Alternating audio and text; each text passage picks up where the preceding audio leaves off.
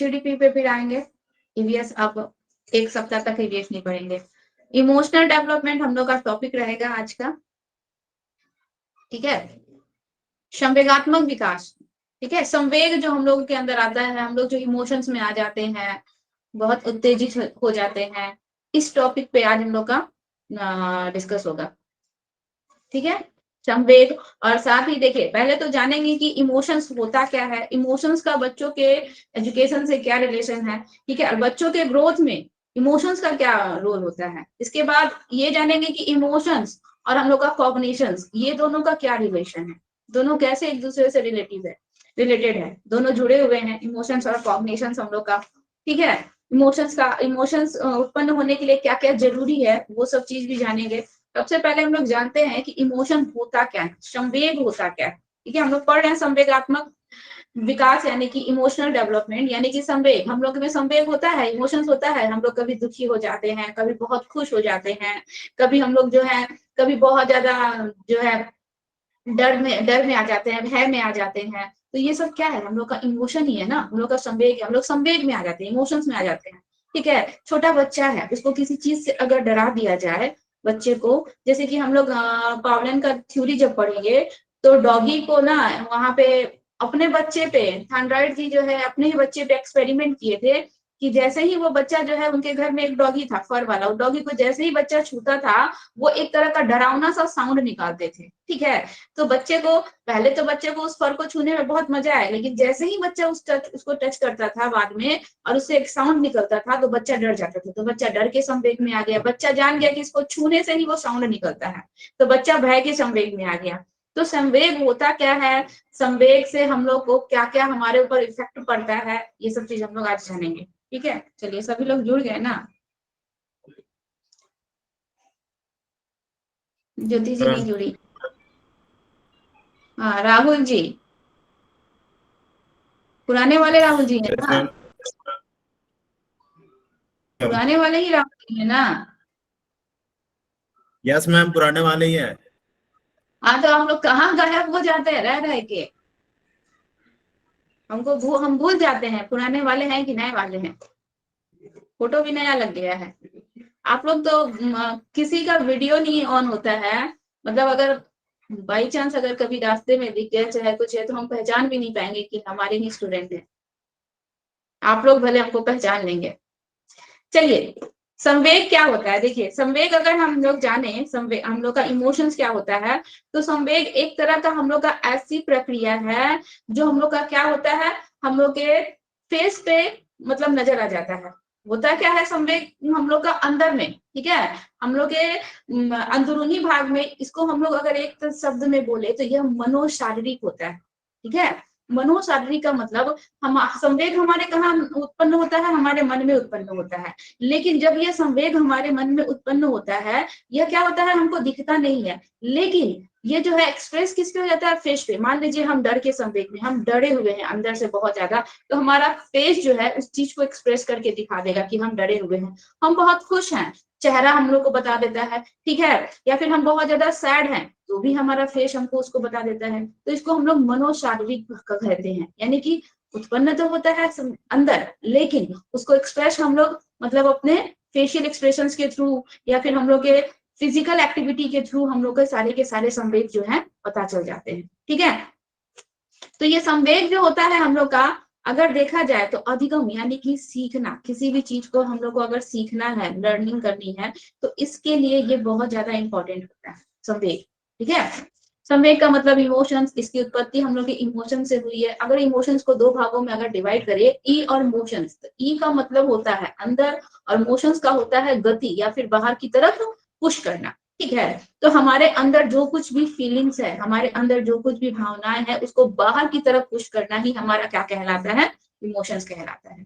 इसको हम लोग क्या कहेंगे, वेग में आ जाना। हम लोग जब भी इमोशंस में रहेंगे, ठीक है, हम लोग जब भी किसी भी इमोशंस में रहेंगे, तो हम लोग क्या रहते हैं, हम लोग बहुत ज्यादा वेग में रहते हैं, स्पीड में रहते हैं। मान लीजिए अगर गुस्से में भी है, तो हम लोग क्या है, मतलब बहुत ज्यादा मतलब अनकंट्रोल रहते हैं, कंट्रोल ही नहीं रहता है। खुश में भी खुशी भी है हम लोग के अंदर अगर कोई, तो उसमें भी हम लोग का कंट्रोल नहीं रहता है। मतलब इमोशन जो है हमको क्या ला देता है, एकदम उत्तेजित कर देता है, एक्साइटेड कर देता है, वेग में ला देता है, गति में ला देता है। तो ये हम लोग का इमोशंस होता है। इसकी उत्पत्ति हम लोग का इमोवर शब्द से हुई है। इमोशंस की उत्पत्ति इमोवर शब्द से हुई है, जो लैटिन भाषा का शब्द है। ठीक है, तो अगर हिंदी में भी देखा जाए तो इसका मतलब क्या होता है, संवेग। वेग का मैम मतलब गति में आना, उत्तेजना में आ जाना। ठीक है, कुछ बोल रहे हैं सुमन जी? मैम वो लैटिन वर्ड जिससे बना है इमोशन, वो उसका हाँ, इमोशन से ही हम लोग का इमोवर बना है, जो कि लैटिन भाषा का वर्ड है, लैटिन मैम वर्ड है। ठीक है, बोलिए। मैम स्पेलिंग बता सकते हैं उसका प्लीज? EMOVERE, EMOVERE, इमोवर। ठीक है, तो ये लैटिन शब्द से बना है इमोवर। इमोशंस का ही ये दूसरा रूप होता है। इसका मतलब क्या होता है, उत्तेजित होना, एक्साइटेड होना किसी भी चीज के लिए। ठीक है, चाहे वो हम कोई भी इमोशंस हो, चाहे हमारा भय का हो, चाहे क्रोध का हो, गुस्से का हो, चाहे हम लोग बहुत ज्यादा हैप्पी हैं उसका इमोशंस हो, हम लोग क्या करते हैं, उस कंडीशन में हम लोग बहुत ज्यादा एक्साइटेड हो जाते हैं, बहुत ज्यादा मतलब एक्टिव हो जाते हैं और वेग में आ जाते हैं, बहुत ज्यादा स्पीड में आ जाते हैं। दुखी भी हैं तो हम लोग बहुत ज्यादा उसी वेग में क्या कहते हैं, बह जाते हैं। ठीक है, खुश भी हैं तो उसी वेग में बह जाते हैं। और इमोशन जब व्यक्ति पर हावी होता है, जब हम लोग किसी भी इमोशंस में रहते हैं, तो हम लोग का दिमाग जो है काम करना बंद कर देता है। ठीक है, फॉर एग्जाम्पल जैसे कि कोई व्यक्ति जो है बहुत ज्यादा दुखी रहता है, बहुत ज्यादा डिप्रेशन में, बहुत ज्यादा सैड है, तभी वो कोई ना कोई गलत कदम उठाता है, होता है ना। हम लोग अगर एग्जाम्पल्स में देखें तो नॉर्मल व्यक्ति जब है वो नॉर्मल है, उस पर कोई भी इमोशंस हावी नहीं हुआ है, वह व्यक्ति कभी भी कोई भी गलत कदम नहीं उठाएगा। लेकिन जो भी हम लोग को इंसिडेंट दिखता है, कोई किसी का मर्डर कर दिया, कोई किसी को किडनैप कर लिया, या कोई सुसाइड कर लिया, ये सब कब होता है, जब व्यक्ति खुद जो है बहुत ये इमोशंस में रहता है। ठीक है, उस समय क्या होता है, हमारा दिमाग काम नहीं करता है। चाहे हम लोग बहुत खुश भी होते हैं, उस समय भी हमारा दिमाग नहीं काम करता है। बहुत ज्यादा खुश है, बहुत ज्यादा खुश है, उसी से क्या किए, जेब से 500 का नोट निकाल के उड़ा दिए, या फिर किसी को दे दिए हाथ में। उस समय हम लोग क्या थे, इमोशंस में थे, हमारा दिमाग काम नहीं कर रहा था। हम लोगों ने जेब से निकाल के 500 रुपया दे दिया, दूसरे दिन हमको होश आया तो बोले कि जा, इतना पैसा क्यों निकाल के दे दिया। तो इमोशंस में हम लोग जब भी रहेंगे, चाहे किसी भी इमोशंस में रहें, चाहे सुख के इमोशंस में रहें, चाहे दुख के इमोशंस में रहें, चाहे किसी भी इमोशंस में रहें, उस समय हमारा मस्तिष्क जो है काम नहीं करता है। हम लोग इमोशंस में ही बहकर चले जाते हैं। ठीक है, तो उत्तेजित होना, ये हम लोग का इमोशंस कहलाता है। कुछ मनोवैज्ञानिक जो है इमोशंस का हम लोग का परिभाषा दिए हैं, डेफिनेशन दिए हैं कि संवेग होता क्या है। संवेग व्यक्ति के गति में अथवा आवेश में आने की स्थिति है। संवेग में जब व्यक्ति होता है ना, इमोशंस में जब व्यक्ति होता है, तो किसी गति या किसी आवेश में आ जाता है और उसी में बहकर वह क्या करता है, कार्य करता है। ये हम लोगों का जो मनोवैज्ञानिक है वुडवर्थ जी का कहना है। यानी कि व्यक्ति क्या हो जाता है, उत्तेजित दशा में चला जाता है, बहुत ज्यादा व्यक्ति एक्साइटेड हो जाता है। इसके बाद दूसरे मनोवैज्ञानिक है हम लोग के क्रो एंड क्रो। इनका क्या कहना है कि संवेग जो है गतिशील आंतरिक समायोजन है। आंतरिक का मतलब अंदरूनी रूप से ये होता है। संवेग जब हम लोगों पे हावी होता है, या फिर हम लोग जब संवेग में आते हैं, तो ये हम लोग का एक्सटर्नल नहीं होता है, ये हम लोग का इंटरनल होता है। जो भी क्रिया हुई ये इंटरनल हुई। लेकिन जो व्यक्ति, देखिए आगे क्या बोल रहा है कि जो व्यक्ति के संतोष, सुरक्षा और कल्याण के लिए कार्य करता है। हम लोग जब संवेग में आते हैं, तो बहुत से संवेग ऐसे हैं जब व्यक्ति जो है अपना मस्तिष्क का बैलेंस खो बैठता है, कुछ गलत कर लेता है। और कभी कभी जो है संवेग जो है इतना ज्यादा हावी हो जाता है कि हम लोग कुछ क्या कर लेते हैं, बहुत ज्यादा गलत कर लेते हैं। तो यहाँ पे बोला जा रहा है कि आंतरिक समायोजन है। ठीक है, यानी कि हमारे अंदर जो कुछ भी घटनाएं संवेग में जब भी हम आते हैं, तो हमारे अंदर वो चीजें घटती है, हमारे अंदर वो चीजें होती है। और संतोष, सुरक्षा और कल्याण के लिए ये कार्य करता है। किसी चीज के लिए हमको मान लीजिए संतोष नहीं है, या फिर हमको अपने सुरक्षा का डर हो रहा है, तो हम कुछ स्टेप उठा लिए। ठीक है, या फिर दूसरों के कल्याण से हम सेटिस्फाइड नहीं है। मान लीजिए कोई पर्सन है, कोई व्यक्ति है, टीनेजर का लड़का है, उसको लग रहा है कि ये जो है सोशल वर्कर नहीं, सोशल वर्क नहीं हो रहा है, समाज के कल्याण के लिए काम नहीं हो रहा, तो वो उसके लिए कुछ ऐसा स्टेप उठा लिया। तो इस तरह के भावनाओं में बहना ही क्या कहलाता है, संवेग कहलाता है। एक हम लोग के किम्बेल जो है, किम्बेल यंग है, वो कहते हैं कि संवेग प्राणी की उत्तेजित मनोवैज्ञानिक और शारीरिक दशा है। ठीक है, यानी कि मन के अंदर व्यक्ति जो है कि व्यक्ति में संवेग उत्पन्न होता है, वो बहुत ज्यादा उत्तेजित हो जाते हैं, और वह उत्तेजना जो है बाहरी रूप में, बाहरी तौर पर उसके शरीर के अंगों में हमें नजर आती है। हम लोग बहुत ज्यादा जब क्रोध में आ जाते हैं, आंखें बड़ी बड़ी हो जाती है, ये हम लोग का शारीरिक हो रहा है। ठीक है, बहुत ज्यादा जब क्रोध में आते हैं, दिल की धड़कन तेज हो जाती है, ब्लड प्रेशर बढ़ जाता है। ठीक है, रक्तचाप का बढ़ना, ब्लड प्रेशर का बढ़ना, या फिर हम लोग बहुत ज्यादा दुखी हैं, उस समय भी हमारा संवेग जो है हमारे चेहरे पे या फिर हमारे हाव भाव से हर जगह से नजर आता है। तो ये क्या होता है, मनोवैज्ञानिक और शारीरिक दशा होती है, जिसमें क्रियाएं और शक्तिशाली भावनाएं किसी निश्चित उद्देश्य को प्राप्त करने के लिए स्पष्ट रूप से बढ़ जाती है। मतलब हमारा एक मेन मोटिव हो जाता है संवेग में। जब हम लोग आते हैं तो हमारा एक मेन मोटिव हो जाता है, हमारा ये लक्ष्य है, उसको प्राप्त करना है इन एनी हाउ, किसी भी कंडीशंस में उसको हम लोग प्राप्त करने के लिए आगे की तरफ मूव कर जाते हैं। तो संवेग का मतलब हो गया मूव करना। ओके, तो ये हम लोग के कुछ मनोवैज्ञानिकों का कहना है। अगर हम लोग देखें तो संवेग हम लोग का क्या है, बहुत ही क्या है, एक जटिल प्रक्रिया है। इसको हम लोग इजी प्रोसेस नहीं बोल सकते, ये बहुत ही डिफिकल्ट प्रोसेस है संवेग। हमारा ह्यूमंस का डेवलपमेंट होता है जो भी, चाहे हम लोग उसको फिजिकल डेवलपमेंट बोले, मेंटल बोले, जो भी डेवलपमेंट होता है, ये कोई भी प्रोसेस जो होता है ये इजी नहीं होता है। ये सारे के सारे प्रोसेस क्या होते हैं, बहुत ही डिफिकल्ट होते हैं। तो क्या है ये संवेग, क्या है, एक जटिल प्रक्रिया होती है।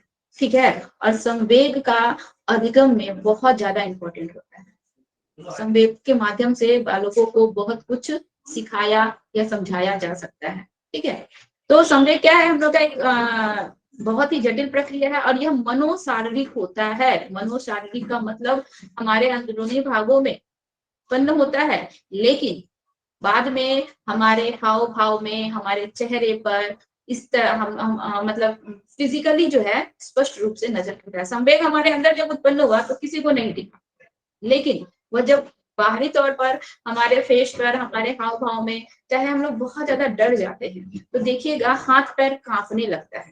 ठीक है, तो हम डर रहे हैं, हम डरे हुए हैं अंदर से, यह तो किसी को नहीं दिख रहा है, लेकिन हमारा हाथ पैर कांप रहा है, चाहे हमारा चेहरा जो है बहुत ही डल है, ये चीजें बता देती है कि हम क्या है, बहुत ही भयभीत है या फिर बहुत ज्यादा डरे हुए हैं। तो संवेग क्या होता है हम लोग का, मनोशारीरिक प्रक्रिया होती है। और बहुत सारे बॉडी रिएक्शंस, जैसे कि देखिए हृदय की गति का बढ़ना, अगर हम लोग मान लीजिए कुछ ऐसा चीज देख लिए जिससे हम लोग बहुत ज्यादा डर जाए, तो हम लोग की धड़कन अपने आप ही बढ़ जाती है। बहुत से लोग होते हैं, एक्सीडेंट्स देख लीजिए, ठीक है, एक्सीडेंट देखते ही उनका हृदय का गति जो है, धड़कन जो है बहुत ज्यादा बढ़ जाती है, या फिर उनका जो है ब्लड प्रेशर बहुत बढ़ जाता है, या फिर सांस की गति बहुत ज्यादा बढ़ जाती है। ठीक है, कोई भी एक्सीडेंट देख लिए, चाहे कुछ भी देख लिए, तो इस प्रकार का रिएक्शन हम लोग के फिजिकली, हम लोग के बॉडी के ऊपर हम लोग को देखने को मिलता है। श्राव ग्रंथियों में, यानी कि हम लोग का एंडोक्राइन ग्लैंड है, इसमें भी हम लोग को बहुत ज्यादा परिवर्तन देखने को मिलता है। देखिएगा बहुत ज्यादा जब बहुत लोग जो है डर जाते हैं तो वो सही से बोल भी नहीं पाते हैं, वो हकलाने लगते हैं। नॉर्मल बोलने वाला इंसान भी क्या होता है, डर के मारे हकलाने लगता है, इतना ज्यादा उस पे जो है वो डर जो है हावी हो जाता है। तो ये सारी प्रक्रियाएं जो है हम लोग के शारीरिक रूप से नजर आती है। इसके अलावा अगर देखें बाहरी अंगों में, तो हम लोग का हाथ पैर चेहरे में भी बहुत सारे परिवर्तन होते हैं। जैसे कि देख लीजिएगा, बालक जब भी संवेग की स्थिति में आएगा, हाथ कांपने लगेगा, डरा हुआ है पैर कांपने लगेगा, ठीक है, या फिर जुबान से सही शब्दों को नहीं बोल पाएगा, हकलाने लगेगा। तो ये सारी चीजें, गुस्से में है, आंखें बहुत बड़ी बड़ी हो जाएंगी, ये भी चीजें होती है। खुशी है, बहुत ज्यादा खुश है तो चेहरे पे उसकी खुशी बहुत नजर आएगी। तो ये सारी चीजें जो है संवेग के माध्यम से हम लोग को नजर आता है। ठीक है, कितना हम लोग देखें, इतना इतना समझ में आया आप लोगों को संवेग एक्चुअल में है क्या। इमोशंस, इमोशंस यानी कि गति, हम लोग का शरीर के अंदर जो कुछ भी हम हमारे इमोशंस है, फीलिंग्स है, वो जब उत्पन्न होती है तो वो मूव करके कहाँ की तरफ बढ़ती है, वो बाहर की तरफ बढ़ती है, और वो हमारे शारीरिक अंगों पर ये सभी चीजों के माध्यम से लोगों को नजर आ जाती है कि हम लोग किसी न किसी इमोशंस में हैं। ठीक है, और अगर देखा जाए तो मुख्य, हाँ मैम बोलिए। फेशियल एक्सप्रेशन के बाहर ही कुछ दिखाई पड़ता है या बॉडी बॉडी लैंग्वेज से भी? दोनों से दिखता है। हम बोले नहीं कि मान लीजिए अगर हम बहुत ज्यादा सैड हैं, बहुत ज्यादा दुखी हैं, तो फेशियल एक्सप्रेशंस के थ्रू तो हमारा दिख ही रहा है कि हम बहुत ज्यादा सैड है, हमारा चेहरा डल है, लेकिन साथ ही साथ बॉडी रिएक्शंस के थ्रू भी डर में है तो हाथ पैर कांप रहे हैं, जुबान हम लोग के सही नहीं है, हम लोग सही से बोल नहीं पा रहे हैं, हम लोग हकला रहे हैं या फिर शब्दों को सही से बोल नहीं पा रहे हैं। तो ये सारी चीजें तो हम लोग को उस समय नजर आती है ना, फेशियल एक्सप्रेशन के द्वारा बॉडी हम लोग का लैंग्वेज से भी पता चल जाता है कि इंसान किसी ना किसी कोई इंसान बहुत ज्यादा खुश है, बहुत ज्यादा खुश है, ठीक है। अब वो अंदर से खुश है, वो तो हमको दिखा नहीं, लेकिन उसके फिजिकल एक्टिविटी के थ्रू हम लोग को पता चल रहा है कि वो इंसान बहुत ज्यादा खुश है। उसका चेहरा हम लोग को बता रहा है कि वो बहुत ज्यादा खुश है, ठीक है। खुशी में वो बहुत डांस कर रहा है, झूम रहा है, नाच रहा है, ठीक है, जेब से निकाल के कुछ दे रहा है। अब देखिएगा जो इंसान ड्रिंक किए हुए रहते हैं, ठीक है, ड्रिंक किए हुए इंसानों को देखिएगा, वो अपने होशो हवास खो देते हैं, उनको होश नहीं रहता है। मतलब बहुत ज्यादा ड्रिंक कर लिए, अब बहुत खुश में है, तो क्या किए, कहीं बारात आ रही है, कुछ डांस हो रहा है, जेब से निकाल निकाल के पैसा क्या है लुटा दिए, पूरा फेंक दिए, ठीक है। उस समय क्या है, उनका संवेग उन पे हावी हो गया, उनका मस्तिष्क काम नहीं किया, संवेग में थे, सारे के सारे पैसे क्या किए, उसमें लुटा दिए। जब लेकिन दूसरे दिन संवेग से बाहर निकलेंगे तो उनको याद आएगा कि हमने ऐसा ऐसा कार्य किया, तब वो समझेंगे कि हमने गलत किया। तो इंसान जब भी संवेग में आ जाता है ना, तो उसका मस्तिष्क जो है काम करना बंद कर देता है, या फिर उसके दिमाग पर उसका कंट्रोल नहीं होता है, वो संवेग में ज्यादा पड़ जाता है, संवेग की स्थिति में इंसान ज्यादा पड़ जाता है, ठीक है। तो दोनों ही होगा, सुख और दुख दोनों ही आ जाएगा। अगर देखा जाए तो मुख्य रूप से संवेग क्या क्या होते हैं शुरुआती दौर में, अगर बच्चों से देखा जाए तो खुशी का संवेग होता है बच्चों में, अगर देखा जाए तो दुख का संवेग होता है, भय का संवेग होता है। ये हम लोग के स्पेशल कुछ संवेग हैं जो शुरुआती दौर से बच्चों में देखने को मिलता है। सभी संवेग आएंगे बच्चों में धीरे धीरे, स्टेप बाय स्टेप, एज के बढ़ने के साथ साथ आएंगे, लेकिन ये कुछ हम लोग के प्राइमरी इमोशंस है जो कि शुरुआती दौर में बच्चों में देखने को मिलता है। छोटे बच्चों को देखिएगा, डर जाते हैं, ठीक है, या फिर खुश होते हैं, या फिर बच्चों को जब ये किसी चीज से जब देखिएगा घृणा होती है, ठीक है, कोई चीज छुए और छूने के बाद उनको अजीब सा लगा तो फेशियल एक्सप्रेशन देखिएगा कैसे करते हैं, या फिर चेहरे को कैसे बनाते हैं। तो ये सारी चीजें जो है ये शुरुआती दौर में ये उनके बेसिक संवेग होते हैं, जो बच्चों में आपको प्राइमरी से इन्फेंसी स्टेज से आपको देखने को मिलेगी। तो ये हम लोग के कुछ संवेग होते हैं, ठीक है। तो संवेग क्या है, ये इतना समझ में आया या नहीं? Yes ma'am. अजय जी आप भी आज जुड़ गए हैं, क्या बात है भाई, आप लोग सब इतने दिन कहाँ थे? मैम मैम मेरा थोड़ा तो मेरा नेट नहीं चल रहा था, मेरा मोबाइल में गिर गया था, तो पता नहीं मतलब काम नहीं कर रहा था इंटरनेट। अच्छा, मैम शिवानु जी हमारे हम में तो रीजन था। आप बताएं, हमको आपका रीजन पता चला। ईवीएस का बुक क्लास 5 का खत्म हो गया। मैम हम कर लेंगे उसको अपने से, अगर कहीं दिक्कत होगा तो आपसे कंसल्ट कर लेंगे। वीडियो देख लीजिएगा, बुक तो आपके पास पहुंच ही गया है, अंडरलाइन कर लीजिएगा सर। Yes ma'am. ठीक है, चलिए अब संवेग की कुछ विशेषताएं होती है, इंपॉर्टेंस होते हैं। इंपॉर्टेंस क्या क्या है, देखिए सबसे पहले तो कि बालकों में सभी अवस्थाओं में संवेग आपको मिलेगा, ठीक है। कोई सा भी स्टेज हो, चाहे वो इन्फेंसी हो, चाहे हम लोग का चाइल्डहुड हो, चाहे हम लोग का एडोलेसेंस हो, किसी भी स्टेज में बच्चा जब जन्म लिया, जन्म लेने के बाद बच्चा इमोशन में रहता है, संवेग में आता है, उसमें डर का संवेग रहता है, ठीक है, उसमें खुशी का संवेग रहता है। तो बच्चे के हर एक अवस्था में संवेग होता है। यहाँ से क्वेश्चन आता है हम लोग का, बोल देगा कि इन्फेंसी स्टेज में बच्चों में कोई संवेग नहीं होता है, नहीं, बच्चों के हर एक स्टेज से बच्चों में संवेग होता है, शुरुआती दौर से बच्चों में संवेग होता है। इसके बाद बोल रहा है संवेग जो होता है हर एक जीव जंतु में होता है, ऐसा नहीं कि केवल ह्यूमंस में ही होता है, ठीक है, चाहे वो कोई एनिमल्स हो, किसी में भी हो। हम लोग देखते हैं ना, कोई डॉगी है, चाहे कोई काऊ है, वो भी अपने बच्चों के लिए रोते हैं, चाहे वो भी जो है खुशी होते हैं तो खुशी से दुम हिलाते हैं, ये सब चीजें हम लोग देखते नहीं है डॉगी को। तो संवेग जो होता है केवल ह्यूमंस में नहीं होगा, हर एक जीव जंतु में, हर एक एनिमल्स में हम लोग को संवेग देखने को मिलता है। इसके बाद थर्ड पॉइंट है जो कि बहुत इंपॉर्टेंट है, संवेग क्या होता है हम लोग का, मनोशारीरिक होता है। मनोशारीरिक का मतलब क्या होता है हम लोग का, फिजियो साइकोलॉजिकल, यानी कि जो मन के अंदर तो उत्पन्न होता है अंदरूनी तौर पर, लेकिन वो हम लोग का शारीरिक एक्टिविटी के थ्रू, जो भी हम लोग का फिजिकल एक्टिविटी होता है, फेशियल एक्सप्रेशन होता है, उसके थ्रू दो लोगों को या फिर बाहरी लोगों को वो हम लोग का पता चल जाता है कि यह व्यक्ति किसी न किसी संवेग में है, ठीक है। अब मान लीजिए हम किसी संवेग में हैं, तो हम दूसरों को बताने तो नहीं ना जाते हैं कि हम भाई दुख के संवेग में हैं या फिर हम बहुत ज्यादा खुश हैं। लोगों को हमारे चेहरे से या फिर हमारे फिजिकल एक्टिविटी से ही पता चल जाता है कि आज हम किसी न किसी संवेग में हैं, ठीक है। फोर्थ बोल रहा है संवेग में अस्थिरता पाई जाती है। हम लोग जब भी किसी संवेग में आते हैं, हम लोग स्थिर नहीं होते हैं, ना ही हम लोग का माइंड स्थिर होता है, ना ही हम लोग का फिजिकल बॉडी स्थिर होता है, हाथ पैर कोई भी स्थिर नहीं होता है। हम लोग डरे हुए हैं बहुत ज्यादा, हाथ पैर कांपेंगे, स्थिर नहीं रहेंगे। हम लोग बहुत ज्यादा खुश हैं तो भी हम लोग का माइंड जो है स्थिर नहीं रहता है, ठीक है। हम लोग स्टेबल नहीं रहते हैं। तो संवेग की स्थिति में हम लोग क्या होते हैं, स्थिर नहीं होते, अस्थिर होते हैं। चाहे जिस भी संवेग में, किसी भी संवेग में हम लोग स्थिर नहीं होंगे। 5 बोल रहा है कि संवेग की दशा में बुद्धि काम नहीं करती है। हम लोग किसी भी संवेग में हो उस समय हमारी बुद्धि काम करना बंद कर देगी, और बहुत ज्यादा हम लोगों पे संवेग हावी हो जाता है तो हम लोग बिल्कुल भी मस्तिष्क का इस्तेमाल नहीं कर पाते हैं। थोड़ी बहुत अगर हम पे संवेग हावी है तो हम लोग अपने बुद्धि के दम पर जो है कुछ काम कर सकते हैं, लेकिन बहुत ज्यादा अगर संवेग हावी हो गया तो हम लोग का मस्तिष्क बिल्कुल भी काम करना बंद कर देता है, ठीक है। तो संवेग की दिशा में बुद्धि काम नहीं करती है। अगला बोल रहा है कि सामान्य रूप से संवेग की उत्पत्ति प्रत्यक्षीकरण के माध्यम से होती है। प्रत्यक्षीकरण का मतलब होता है हम लोग का किसी चीज को, मान लीजिए हम पर कोई संवेग हावी कब होगा, हम किसी भी संवेग में कब आएंगे, जब हम किसी चीज को प्रत्यक्ष रूप से देखेंगे तब ना। हम उसको अपने आंखों से देख रहे हैं, ठीक है।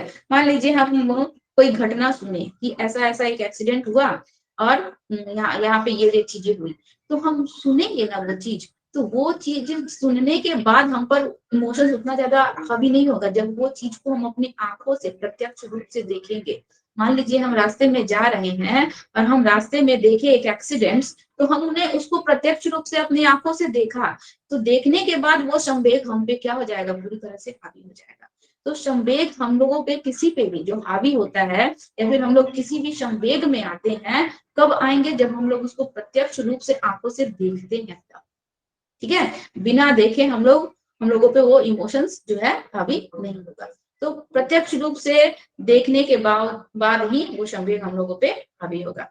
अगला बोल रहा है कि किसी भी संवेग को जागृत करने के लिए भावनाओं का होना बहुत जरूरी है, इमोशंस का, ठीक है। हमारे अंदर कोई फीलिंग ही नहीं है, मान लीजिए कोई गरीब बच्चा है, भूख से रो रहा है, छटपटा रहा है, और उस बच्चे के प्रति हमारे अंदर कोई फीलिंग ही नहीं है, तो हम पर कोई इमोशंस हावी हो सकता है, कोई संवेग आ सकता है, हम दुखी हो सकते हैं उस बच्चे के लिए?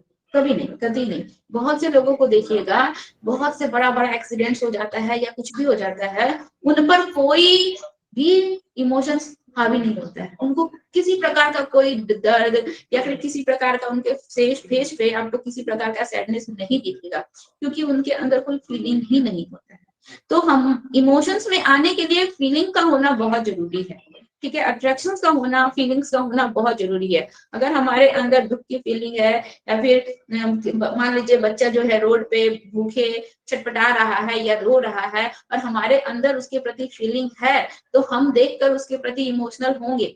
लेकिन जिसमें किसी भी प्रकार की कोई फीलिंग नहीं है, उस पर कोई असर नहीं पड़ेगा, उस पर कोई प्रभाव नहीं पड़ेगा, ठीक है। इसीलिए इमोशंस, हम लोग को इमोशंस में आने के लिए फीलिंग्स का होना बहुत ज्यादा जरूरी होता है। इसके बाद बोला है संवेग पर परिस्थितियों और ग्रंथियों का भी प्रभाव पड़ता है, ठीक है। मतलब जैसा सिचुएशन रहेगा, सिचुएशंस के हिसाब से भी हम लोग का इमोशन जो है हम लोग के ऊपर प्रभाव डालता है। सिचुएशंस के अनुसार, सिचुएशंस जैसा रहेगा उस अनुसार। मान लीजिए हम खुद ही बहुत ज्यादा सैड है, हम खुद ही बहुत ज्यादा दुखी है, हमारे लाइफ में बहुत ज्यादा प्रॉब्लम आया हुआ है, और हम मान लीजिए रास्ते में कोई इंसिडेंट देखे या कुछ देखे, तो हम बहुत ज्यादा तब इमोशंस में आ जाएंगे। चाहे हम बहुत ज्यादा खुद ही सैड है, बहुत दुखी है, अपने जीवन से परेशान हो चुके हैं, और हम किसी दूसरे की कहानी सुन लिए कि वह भी लाइफ में बहुत ज्यादा दुखी है, तो उसके कहानी को सुनकर या फिर उसका स्टोरी सुनकर हम बहुत ज्यादा इमोशंस में आ जाएंगे। तो परिस्थितियां जो होती हैं वो बहुत ज्यादा डिपेंड इमोशंस पे, ठीक है।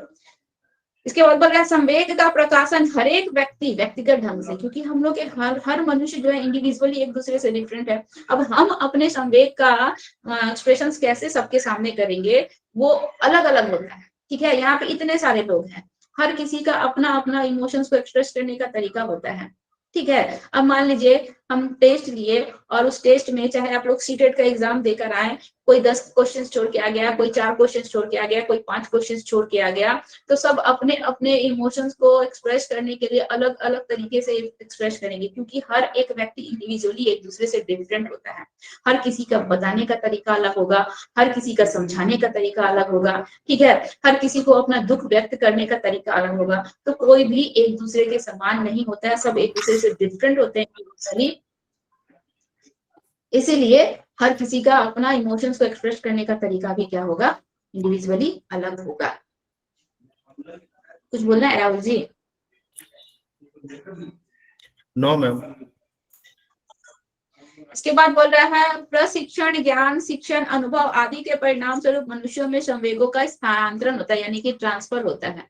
हम बच्चों को पढ़ाया जाता है स्कूल में इमोशंस के बारे में, या फिर हर एक टॉपिक्स जो बताई जाती है उसके द्वारा भी हम लोग का जो संवेग होता है ना, इमोशंस होता है, वो एक स्टेज से दूसरे स्टेज, दूसरे से तीसरे में, तीसरे से चौथे में, उसको कैसे हम लोग को कंट्रोल करना है, ये सब चीजें हम लोग के टीचिंग पे भी डिपेंड करता है। हम लोग को जो शिक्षा दी जाती है, एजुकेशन दिया जाता है, उसके थ्रू भी क्या होता है, ये हर एक स्टेज में हम लोग का ट्रांसफर भी होता है, और उसको कैसे कंट्रोल करना है वो भी चीजें हम लोग को बताई जाती है। ठीक है, जैसे कि हम लोग बहुत ज्यादा गुस्से में आ जाते हैं, एक छोटा बच्चा है बहुत जिद करता है, एकदम जिद में आ गया, हमको ये चाहिए तो चाहिए, तो ये क्या होता है, बच्चा संवेग में आ गया, इमोशंस में आ गया।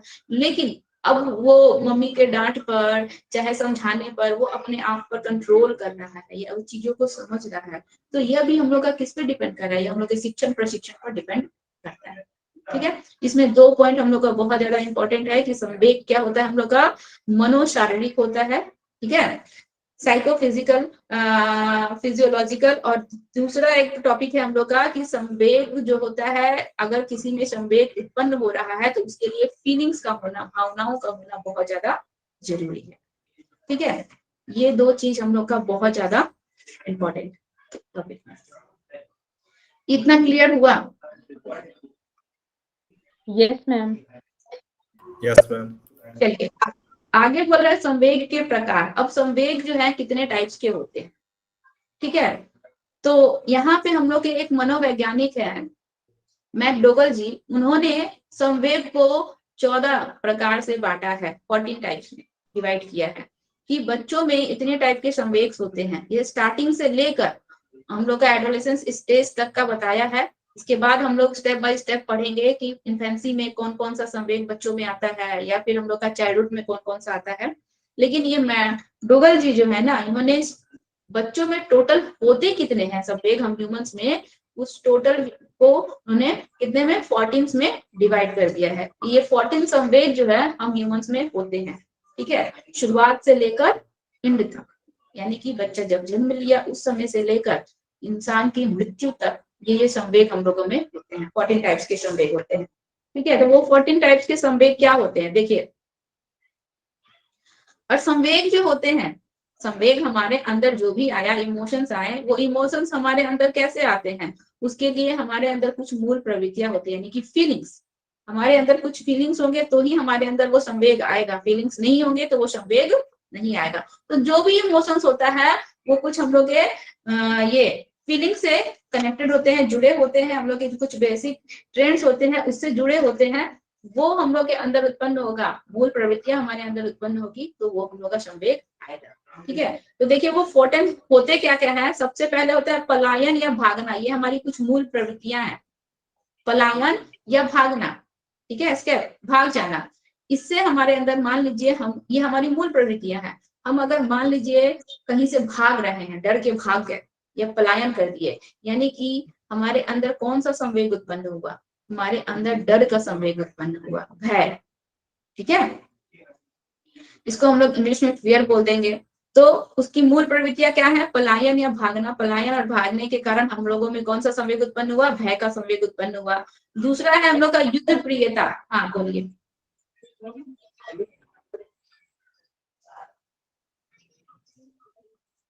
कोई बोल रहे थे कुछ, कौन बोल रहे हैं, बोलिए। चलिए देखिए, दूसरा है हम लोग का मूल प्रवृत्ति क्या है, हम लोग का बेसिक अगर हम लोग देखें टेंडेंसी क्या है, तो युद्ध प्रियता का मतलब युद्ध करना, झगड़ालू स्वभाव का इंसान जो बहुत ज्यादा झगड़ा करता है, कॉम्बैटिव, ठीक है। इसका हम लोग का इमोशंस, इससे कौन सा इमोशंस उत्पन्न होता है, तो क्रोध, एंगर का, गुस्सा, ठीक है। जो व्यक्ति बहुत ज्यादा झगड़ालू स्वभाव का होता है, जिसको युद्ध मतलब झगड़ा उगड़ा करना ये सब में ज्यादा मन लगता है, तो ये लोगों को गुस्सा भी बहुत आता है। छोटी छोटी बातों पर, थोड़ी थोड़ी बातों पर क्या हो जाएगा, गुस्सा आ जाएगा। तो युद्ध प्रियता का हम लोग का कौन सा इमोशंस होगा, क्रोध होगा।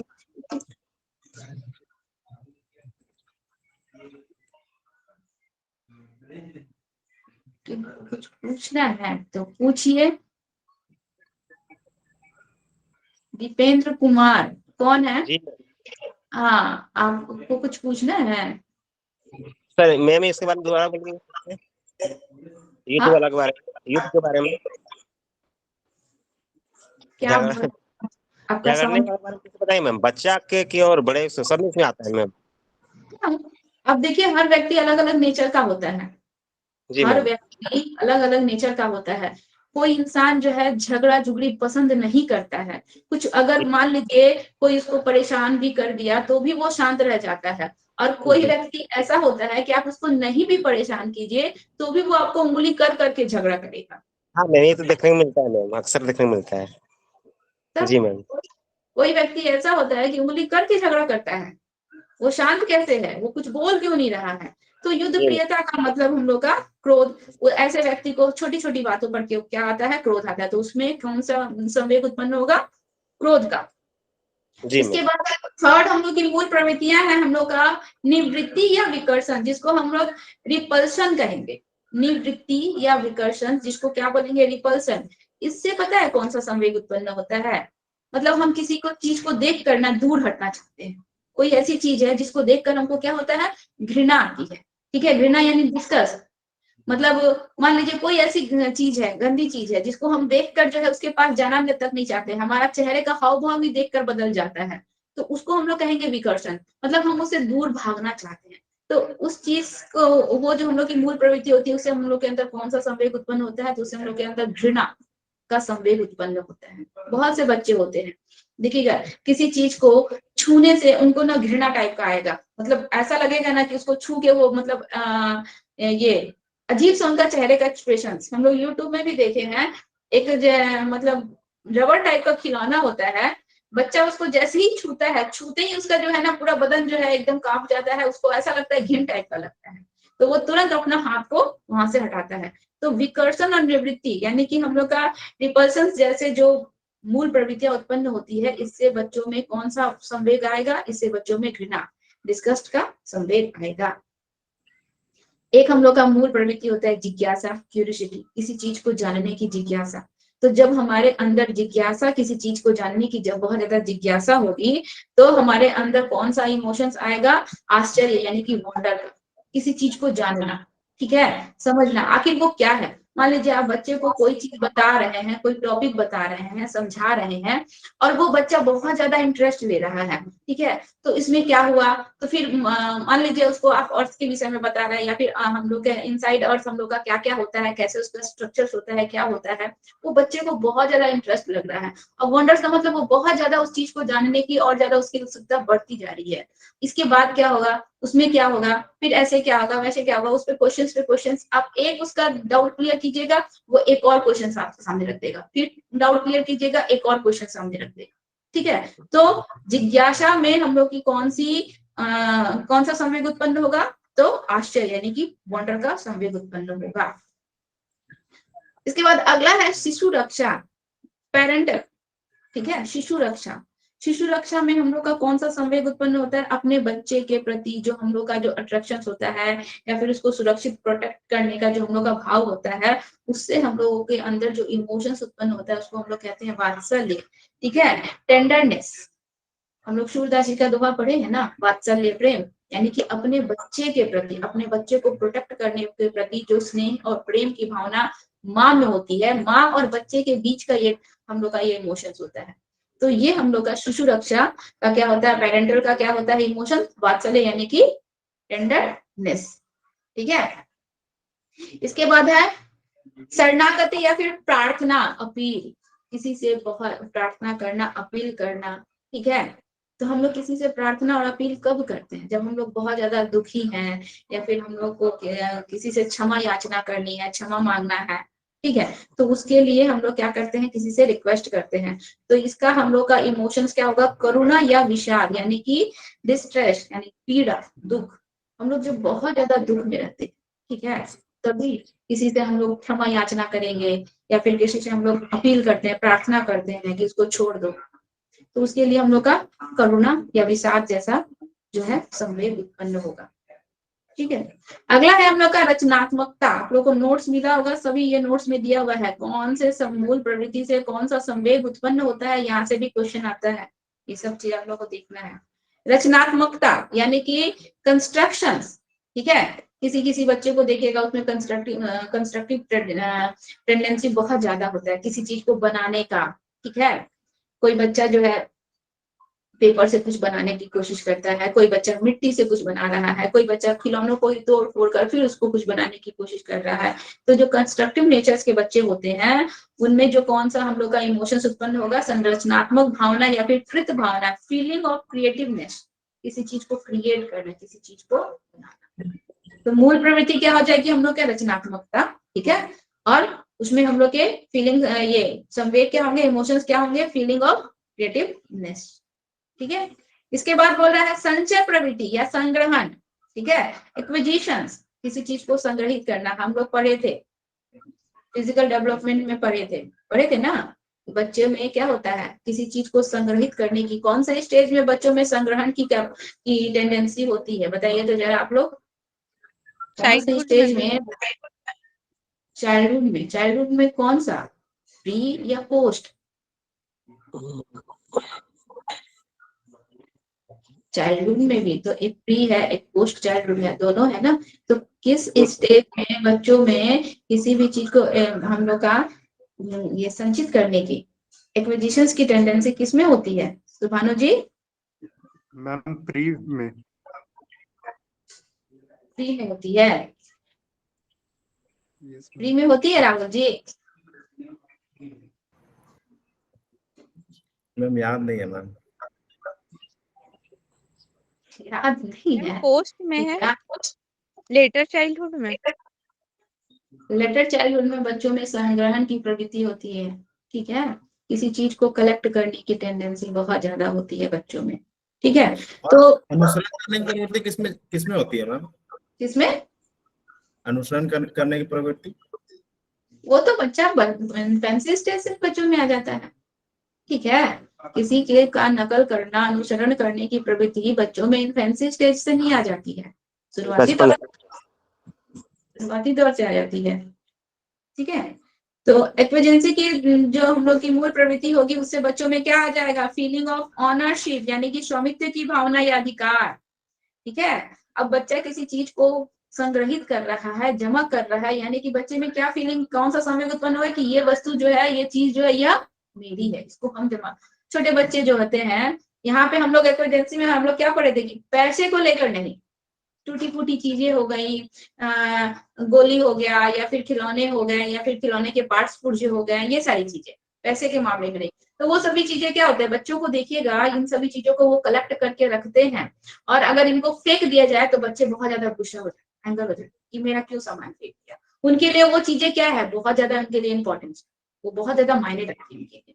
तो संचय की प्रवृत्ति जो होती है, इससे बच्चों में कौन सा संवेग उत्पन्न होगा, तो हम लोग का फीलिंग ऑफ ऑनरशिप, यानी कि उसमें अपनत्व का भावना होता है, वो वस्तु किसकी है, वो वस्तु मेरी है। 9 नंबर बोल रहा है सामूहिकता, कोई कुछ बोल रहे हैं? सामूहिकता का मतलब समूह में रहना, ग्रुप में रहना, ठीक है। ग्रीगेरियसनेस, ये जो हम लोग का टेंडेंसी, ये जो बच्चों की जो मूल प्रवृत्ति होती है, इससे बच्चों में कौन सा इमोशंस उत्पन्न होगा, एकाकीपन, फीलिंग ऑफ लोनलीनेस। जो बच्चे समूह में रहते हैं, ग्रुप में रहते हैं, उसको आप अलग कर देंगे ना, तो उसमें कौन सा फीलिंग आएगा, उसमें कौन सा संवेग उत्पन्न होगा, एकाकीपन, अकेले वाला, ठीक है। ऐसे बच्चे जो समूह में रहते हैं, जो ग्रुप में रहते हैं, वो अकेले कभी भी एकांत में नहीं रह सकते, उनको समूह में, ग्रुप में रहना ही ज्यादा पसंद होता है।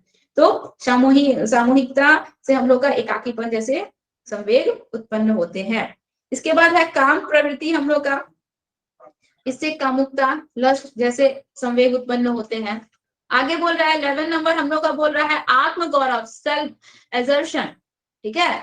आत्मगौरव यानी कि सेल्फ एजर्शन, जैसे अगर मूल प्रवृत्ति बच्चे में उत्पन्न हो रही है तो उससे कौन सा संवेग आएगा बच्चों में श्रेष्ठता की भावना या फिर अभिमान, ठीक है, यानी कि पॉजिटिव सेल्फ फीलिंग खुद के प्रति, ठीक है। अगर बच्चा आत्मगौरव फील कर रहा है, सेल्फ एजर्शन मतलब बच्चों को अपने ऊपर कॉन्फिडेंट हो गया कि हम ये काम कर सकते हैं, हम ऐसा कर सकते हैं, हम में ये कैपेसिटी है, हम ये चीज बना लेंगे, तब बच्चों में ये संवेग उत्पन्न होता है, यानी कि पॉजिटिव सेल्फ फीलिंग, अपने प्रति पॉजिटिव फीलिंग जो है बच्चों के अंदर आएगा, कॉन्फिडेंस की भावना बहुत ज्यादा आती है, ठीक है। इसके बाद दैन्य यानी कि सबमिस, ठीक है, बहुत गरीब है, बहुत दुखी है, ये जब मूल प्रवृत्ति बच्चों में उत्पन्न होती है तो बच्चों में अपने आप में ही नेगेटिव सेल्फ फीलिंग उत्पन्न हो जाएगा, आत्महीनता की भावना, ठीक है। इसी चैप्टर में, इसी टॉपिक में हम लोग पढ़ेंगे, एरिक इरिक्सन्स की थ्योरी पढ़ेंगे, आप लोग बीएड में भी पढ़े होंगे एरिक इरिक्सन्स की थ्योरी। देखिएगा बच्चों में कैसे, कभी बच्चे जब उस स्टेज से गुजर रहे हैं और बच्चे अपने वर्क में सक्सेस हो गए हैं तो उनमें पॉजिटिव सेल्फ फीलिंग आता है, और जब बच्चे उसमें सक्सेस नहीं होते हैं तो उनमें नेगेटिव सेल्फ फीलिंग की भावना भी आती है, ठीक है। तो दैन्य जैसा मूल प्रवृत्ति अगर उत्पन्न होता है तो बच्चों में हम लोग का नेगेटिव सेल्फ फीलिंग आ जाएंगे। इसके बाद भोजन तलाश यानी कि फूड सीकिंग, भोजन की तलाश में, जब भोजन की तलाश, जैसे मान लीजिए बच्चा बहुत भूखा है, फूड खाना ढूंढ रहा है अपने लिए, कहीं ना कहीं कुछ ना कुछ मिल जाए, कभी फ्रिज में, कहीं कहीं और किचन में ढूंढ रहा है, तो उससे बच्चों में कौन सा हम लोग का इमोशंस आएगा, भूख का, यानी कि हंगर का। बच्चा अगर खाना ढूंढ रहा है किचन में, फ्रिज में, यहाँ वहां खाना खाने की किसी भी चीज को ढूंढ रहा है, यानी कि बच्चा क्या है, बच्चा बहुत भूखा है, उससे बच्चों में हंगर का इमोशंस आएगा। और 14 है हम लोग का हंसना, ये हम लोग का लाफ्टर है, तो इससे बच्चों में आमोद यानी कि खुशी, ठीक है, अम्यूजमेंट जैसे संवेग जो है उत्पन्न होते हैं। ये हम लोग के 14 जो संवेग जो है, ये हम लोग के किसने दिए हैं, मैकडोनल्ड साहब ने। हाँ, ये 14 संवेग है, और कौन सी मूल प्रवृत्ति से कौन सा संवेग उत्पन्न होता है, यहाँ से भी हम लोग का क्वेश्चन आता है, तो इस चीज को आप लोग ध्यान रखिएगा। इतना आप लोग का क्लियर हुआ, पहले बताइए। Yes ma'am. हाँ बोलिए दीपेंद्र। अंतिम आपका आवाज, अंतिम में रिपीट करते हैं फिर से। अंतिम वाला रिपीट कर दे फिर से। अंतिम वाला क्या था सुभानु जी? हंसना, लाफ्टर, हाँ, हंसना, हंसना। तो क्या होगा, अगर बच्चे में मूल प्रवृत्ति हंसना है तो उससे कौन सा बच्चा कौन से इमोशंस में होगा, आमोद मतलब प्रसन्नता या हर्ष, प्रसन्नता है, हर्ष है, हैप्पीनेस आप इसको बोल सकते हैं, खुशी, ठीक मतलब है। मैम वो आमोद, एक्साइटेड स्टेट में आ जाएगा, बहुत ज्यादा खुशी के मारे उसका दिमाग काम करना बंद कर देगा, क्या करेगा क्या। हाँ, खुशी के मारे दिमाग काम करना बंद कर देगा।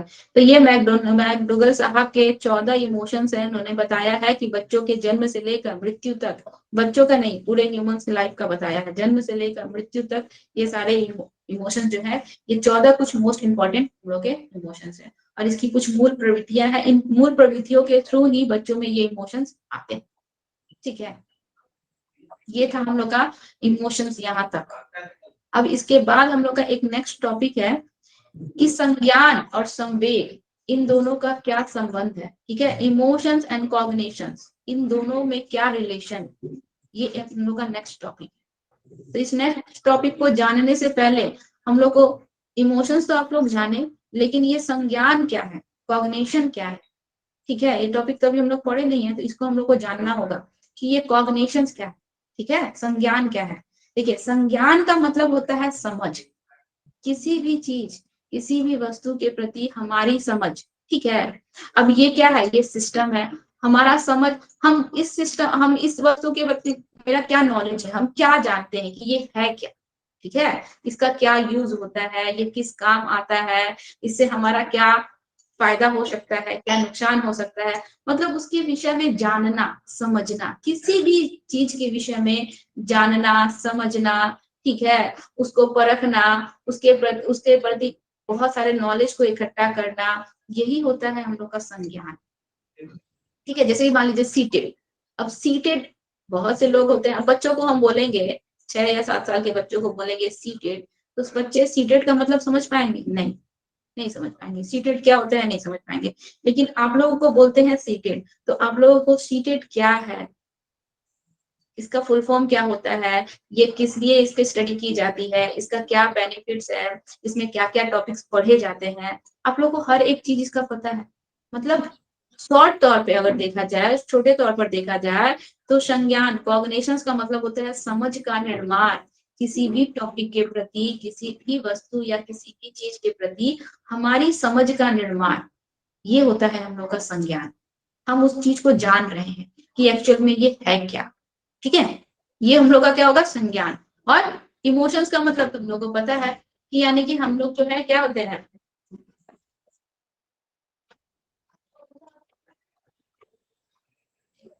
इमोशंस का मतलब क्या कि हम लोग जो है संवेग में है, हमारे अंदर जो कुछ भी भावनाएं उत्पन्न हुई है वो क्या होते हैं, शारीरिक तौर पर हमारा बाहरी तौर पर जो है प्रकट होती है या फेशियल एक्सप्रेशंस के थ्रू प्रकट होती है। हम लोग संवेग में आते हैं तो हम लोग का मस्तिष्क काम नहीं करता है, ठीक है, या फिर हमारी शारीरिक बहुत सारे हम लोग के इंटरनल जो ऑर्गन्स होते हैं वो बहुत ज्यादा क्या होते हैं, एक्टिव हो जाते हैं, ब्लड प्रेशर बढ़ जाता है, दिल की धड़कन बहुत तेज हो जाती है, या फिर हाथ पैर का कांपना, अगर बाहरी तौर पर देखा जाए तो आंखों का बड़ा होना, ये सारी चीजें, तो हम लोग ये हम लोग का क्या कहता है मैम हकलाना भी, हाँ हकलाना भी मैम ये भी एक होता है ना सर? हाँ ठीक है, तो देखिए संज्ञान का मतलब होता है जानना समझना, किसी चीज को परखना। हम लोग संज्ञान को जब हम लोग ये प्यारे जी की थ्योरी पढ़ेंगे तो इस चीज को और अधिक अच्छे से समझेंगे, क्योंकि प्यारे जी की पूरी थ्योरी इसी के ऊपर है, ठीक है। संज्ञान का मतलब हम लोग देखें तो प्रत्यक्षीकरण, हम लोग किसी भी चीज की जो समझ बनाते हैं, जैसे कि आप लोग साइंस में पढ़े हो, हम लोग का जो ब्रेन होता है पूरे बॉडी को क्या करता है, ऑर्डर देता है, हाथ का हिलाना, मुंह का चलाना, आंखों का बंद करना, या फिर किसी चीज पर ऑब्जेक्ट पे, हमारा गर्म ऑब्जेक्ट पे हाथ है उसको हटाना, ये हमारा ब्रेन ऑर्डर देता है। लेकिन एक्चुअल में हम लोग को क्या पता है कि ब्रेन के बीच में एक क्या होता है, हम लोग का नर्वस सिस्टम होता है। ब्रेन जो है नर्वस सिस्टम को ऑर्डर देता है, नर्वस सिस्टम जो है हम लोग फिर उस पार्ट को ऑर्डर देता है, तब हम लोग एक्टिविटी करते हैं, वहां से हाथ हटाते हैं, चाहे हम लोग हाथ हिला रहे हैं, चाहे बोल रहे हैं, चाहे जो कुछ भी एक्टिविटी कर रहे हैं, तो ये इसका कोऑर्डिनेशन होता है। उसी तरह से संज्ञान का भी हम लोग का प्रोसेस होता है। संज्ञान जो हम लोग किसी भी वस्तु या किसी भी चीज के प्रति अपनी जो समझ बना रहे हैं या उस वस्तु को जान रहे हैं, परख रहे हैं, समझ रहे हैं, तो उसके लिए भी हम लोग 3 प्रोसेस से होकर गुजरते हैं, ठीक है। एक होता है हम लोग का संवेदीकरण, एक होता है हम लोग का प्रत्यक्षीकरण, और एक होता है हम लोग का प्रत्ययीकरण। संवेदीकरण का मतलब हम लोग सेंसरी ऑर्गन के थ्रू अपने आसपास एनवायरनमेंट में जो कुछ भी प्रेजेंट है, हम लोग क्या करते हैं, अपने सेंस ऑर्गन के थ्रू वो सारे के सारे इंफॉर्मेशन को पहले कलेक्ट करते हैं। मात्र कलेक्ट करना हम लोग का क्या कहलाता है, संवेदीकरण, ठीक है। अपने सेंस ऑर्गन के थ्रू आंख, नाक, कान, जीभ, त्वचा, इन सब के थ्रू हम लोग क्या करते हैं, इंफॉर्मेशन को माइंड में कलेक्ट किए। अब हम लोग का प्रत्यक्षीकरण का मतलब हो जाता है कि हम लोगों ने माइंड में उसको कलेक्ट किया है, जो भी संवेदीकरण के माध्यम से उन सब चीजों को छांटना, अलग अलग करना, ठीक है, कौन किस ग्रुप में आएगा, कौन किस ग्रुप में आएगा, या फिर उसके मतलब को केवल जानना कि अच्छा ये लैपटॉप है। हम क्या जान गए कि ये, पहले हम लोगों ने सेंसरी ऑर्गन के थ्रू देखा कि ये लैपटॉप है, इसको माइंड में हम लोग क्या किए, स्टोर किए। इसके बाद जो है उसका एक कॉन्सेप्ट बनाए, एक धारणा बनाए कि अच्छा इसको लैपटॉप कहते हैं, ये हम लोग का नेट से चलता है। इसके बाद जो है हम लोगों ने उसके ऊपर पूरा का पूरा जो है उसका नॉलेज लिया कि ये लैपटॉप है, इसको हम लोग इंटरनेट के माध्यम से दुनिया भर की जानकारी ले सकते हैं, इस पे क्लास कर सकते हैं, इससे हम बहुत सारे इंफॉर्मेशन ले सकते हैं। अब ये पूरा का पूरा कॉन्सेप्ट जो क्लियर किए, ये हम लोग का प्रत्ययीकरण यानी कि कॉन्सेप्टलाइजेशन कहलाता है, कॉन्सेप्ट को क्लियर कर देना, ठीक है। तो अगर संज्ञान का मतलब पूरे डिटेल्स में जाना जाए तो संज्ञान हम लोग का क्या होता है, वो 3 प्रोसेस से होकर गुजरता है। ठीक है, पहला प्रोसेस हम लोग का होता है संवेदीकरण, जिसको हम लोग सेंसिटाइजेशन कहेंगे। दूसरा प्रोसेस हम लोग का प्रत्यक्षीकरण होता है, ठीक है, जिसको हम लोग रेवलेशंस कहेंगे। और तीसरा प्रोसेस हम लोग का प्रत्ययीकरण होता है, जिसको हम लोग कॉन्सेप्चुअलाइजेशन कहते हैं। ये 3 प्रोसेस होकर गुजरता है, तब हम लोग किसी भी एक चीज को अच्छे से जान पाते हैं, समझ पाते हैं कि वास्तव में ये चीज है क्या। ठीक है, कोई कुछ बोल रहे हैं, बोलिए।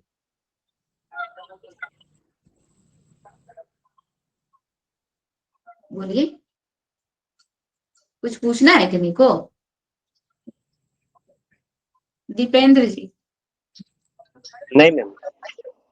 तो आप म्यूट कर लीजिए, आप म्यूट कर लीजिए। Okay ma'am. ठीक है, चलिए। तो संज्ञान यानी कि कॉग्निशंस। कॉग्निशंस का मतलब क्या है? अगर छोटे शब्दों में अगर पूछा जाए कि संज्ञान क्या है, तो किसी भी वस्तु के प्रति अपनी समझ का निर्माण करना, उसको जानना कि एक्चुअल में वो होता क्या है। और अगर डीपली हम लोग इसको जानेंगे तो ये 3 प्रोसेस से होकर गुजरता है, संवेदीकरण, प्रत्यक्षीकरण और प्रत्ययीकरण। ये 3 प्रोसेस से होकर गुजरता है, तब हम लोग उस चीज के प्रति या उस वस्तु के प्रति अपना कॉन्सेप्ट क्लियर कर पाते हैं कि एक्चुअल में ये है। ठीक है, सपोज दैट ये पेंसिल है, हम लोगों ने पहले अपने सेंस ऑर्गन के थ्रू इसको देखा, ठीक है, देखकर हम लोग माइंड में इसको स्टोर किए, फिर जाने केवल इसके बारे में इतना इन्फॉर्मेशन मिला कि ये पेंसिल है। अब इसके बाद हम लोग जो है इसका पूरा का पूरा कॉन्सेप्ट क्लियर किए कि ये पेंसिल है, इससे लिखा जाता है, इससे हम लोग का ये इस्तेमाल किया, ये यूज किया जाता है, ये ऐसे बनता है, वो होता है, पूरा कॉन्सेप्ट क्लियर किया, यानी कि हम इसके बारे में पूरी की पूरी समझ बना लिए। ठीक है, आप लोग न्यूज चैनल्स देखते होंगे, जो न्यूज रिपोर्टर्स होते हैं, किसी घटना के प्रति जो इन्फॉर्मेशन लेते हैं, तो वो लोग बोलते हैं ना कि हमने इसके ऊपर पूरा संज्ञान ले लिया, बोलते हैं वो लोग, हमने ये जो भी घटना है, हमने इसके ऊपर पूरा संज्ञान ले लिया। संज्ञान लेने का मतलब क्या? पूरा का पूरा इन्फॉर्मेशन ले लिया, पूरा का पूरा हम लोगों ने इसके ऊपर मतलब अपनी समझ बना ली कि ये घटना कैसे घटी, क्यों घटी, किस कारण से घटी, कब घटी, ये सारा का सारा चीज जो है हम लोगों ने ले लिया। उसको शॉर्ट में क्या बोला गया? हमने इसके ऊपर पूरा संज्ञान ले लिया। न्यूज देखते हैं ना, देखिएगा, न्यूज रिपोर्टर्स लोग अक्सर ये शब्द का इस्तेमाल करते हैं कि हमने इस घटना के ऊपर पूरा का पूरा संज्ञान ले लिया, यानी कि पूरा का पूरा इंफॉर्मेशन हमने कलेक्ट कर लिया। तो संज्ञान का मतलब जानना, समझना, किसी भी वस्तु या व्यक्ति के प्रति उसका पूरा इंफॉर्मेशन कलेक्ट करना। ठीक है, और ये जो 3 प्रोसेस से होकर गुजरता है, ये 3 प्रोसेस को हम लोग जब हम लोग कॉग्निटिव डेवलपमेंट पढ़ेंगे तो उसमें और ज्यादा डिटेल्स में पढ़ेंगे, लेकिन यहाँ पे भी आप लोगों को इसको जानना है। संवेदीकरण, प्रत्यक्षीकरण और प्रत्ययीकरण। संवेदीकरण का मतलब सेंस ऑर्गन के थ्रू उसको पहले तो उसका पिक्चर्स केवल माइंड में स्टोर करना। प्रत्यक्षीकरण का मतलब उसके विषय में एक कॉन्सेप्ट बना लेना कि अच्छा ये हम लोग का पेंसिल है। और प्रत्ययीकरण का मतलब पूरा का पूरा उसका कॉन्सेप्ट जो है अपने माइंड में, उसकी पूरी जानकारी, उसका पूरा समझ जो है क्लियर कर लेना, ये हम लोग का होता है। इसके थ्रू हम लोग का संज्ञान, ये 3 प्रोसेस से गुजरता है, तो हम लोग का संज्ञान जो है किसी भी वस्तु के प्रति बनता है। ठीक है, ये होता है हम लोग का संज्ञान। समझ में आया? नहीं समझ में आएगा तो बोलिएगा, अब फिर बताएंगे। मैम फिर बता दें? नहीं मैम, हो गया क्लियर? बाकी सभी का क्लियर हुआ? आप लोग यहाँ पे पूजा जी हैं, निधि जी हैं, आप लोग बोलिए, सुदीप्ता जी हैं, यस मैम। क्लियर हुआ ना? किन्हीं को भी कोई भी डाउट होगा, आप लोग ये मत सोचिएगा कि उनका क्लियर हो गया तो हम कैसे बोलते, सब क्या सोचेंगे, ये नहीं सोचना है। अपना अपना कॉन्सेप्ट क्लियर करना है। हर एक पर्सन यहाँ पे इंडिविजुअल है, हर किसी के समझने की, जानने की क्षमता अलग है। ठीक है, तो ये मत समझिएगा आप लोग। तो संवेदीकरण का मतलब क्लियर हो गया। संवेग का मतलब आप लोग को पता है। अब ये संवेग और हम लोग का संज्ञान, ये दोनों एक दूसरे से रिलेटेड। क्वेश्चन आता है कि संज्ञान और संवेग एक दूसरे से क्या है? स्वतंत्र है या फिर रिलेटेड है, जुड़े हुए हैं? तो संज्ञान और संवेग यह दोनों एक दूसरे से जुड़े होते हैं। संज्ञान संवेग को प्रभावित करता है और संवेग संज्ञान को प्रभावित करता है। ये कैसे करता है हम आप लोग को बता रहे हैं। ठीक है, संज्ञान किसको प्रभावित करेगा? संवेग को प्रभावित करेगा। संवेग हम लोग का संज्ञान को प्रभावित करेगा। क्यों? क्योंकि ये दोनों एक दूसरे से जुड़े होते हैं। ठीक है, ये हम लोग देखिए, जब व्यक्ति किसी भी संवेग में आता है, बहुत ज्यादा एक्साइटेड हो जाता है, उसके अंदर एक प्रकार का उद्दीपन उत्पन्न हो जाता है। हम लोग किसी भी संवेग में आ जाते हैं तो हमारे अंदर एक प्रकार का स्टिमुलस, उद्दीपन उत्पन्न होता है, और हम लोग जो है उद्दीपन, जब हम लोग के अंदर उद्दीपन कोई किसी प्रकार का उत्पन्न हुआ तो हम लोग का है संज्ञान जो है काम करना बंद कर देता है। संज्ञान का मतलब क्या? समझ। अभी अभी हम लोग पढ़े कि कोई भी व्यक्ति जब संज्ञान संवेग में रहता है तो उसका मस्तिष्क काम करना बंद कर देता है। तो मस्तिष्क यानी कि हम लोग समझ ना, समझ ही ना, हमारा संज्ञान और संवेग जो है द्विदिशात्मक होते हैं, यानी कि बाई डायरेक्शनल होते हैं, यानी कि संज्ञान संवेग को प्रभावित करेगा और संवेग संज्ञान को प्रभावित करेगा, और दोनों एक दूसरे से स्वतंत्र बिल्कुल नहीं होते हैं, दोनों एक दूसरे से जुड़े होते हैं। कैसे? देखिए, एक दूसरे से जुड़े होते हैं। मान लीजिए हमारा एग्जाम है, हम एग्जाम देने हम गए, रास्ते में हमने एक बहुत भयंकर एक्सीडेंट देख लिया। हम माइंड में हर एक चीज का, अपना एग्जाम का प्रिपरेशन करके गए, हर एक चीज तैयारी करके गए, हर एक चीज हमको बहुत अच्छे से याद है, हम अपने एग्जाम का बहुत अच्छे से प्रिपरेशन करके गए। लेकिन रास्ते में हमने जो वो भयंकर एक्सीडेंट देखा, उस एक्सीडेंट को देखते ही हम पर जो है मेरा संवेग हावी हो गया। हम बहुत ज्यादा भय की स्थिति में आ गए, मेरा हाथ पैर कांपने लगा, मेरा दिमाग काम करना ही बंद कर दिया। तो हमारा संज्ञान जो है संवेग के कारण प्रभावित हुआ। हमारा संज्ञान से हमारे संवेग से हमारा संज्ञान प्रभावित हुआ। दिमाग में जो कुछ भी था, जो कुछ भी प्रिपरेशंस करके गए थे, वो सब तो दिमाग से गुल हो गया, आउट हो गया, क्योंकि हमारे पर हमारा संवेग हावी हो गया ना। तो एक जो हमारा संवेग है हमारे संज्ञान को प्रभावित किया इस तरीके से। अब देखिए, हमारा संज्ञान जो है वो संज्ञान भी जो है हमारे संवेग को प्रभावित करता है। कैसे? मान लीजिए कि हम किसी चीज का सारा संज्ञान ले लिए, न्यूज में ही चाहे कहीं भी। मान लीजिए हम कहीं जा ही रहे हैं, इसी चीज को जस्ट ऑपोजिट कर दीजिए। ठीक है, कि हम कहीं जा रहे हैं तो हम लोगों ने एक्सीडेंट के बारे में पूरा संज्ञान ले लिया कि ये एक्सीडेंट ऐसे ऐसे हुआ, इसमें इतने लोग घायल हुए, इतने लोग मारे गए, बहुत बुरी तरीके से एक्सीडेंट हुआ, इस रास्ते पे हुआ। हमने उसका पूरा संज्ञान ले लिया। संज्ञान लेने के बाद हम इमोशंस में आ जाते हैं, हम पे हमारा संवेग हावी हो जाता है, हम दुखी हो जाते हैं, या फिर हम भय में या फिर हम डर में आ जाते हैं।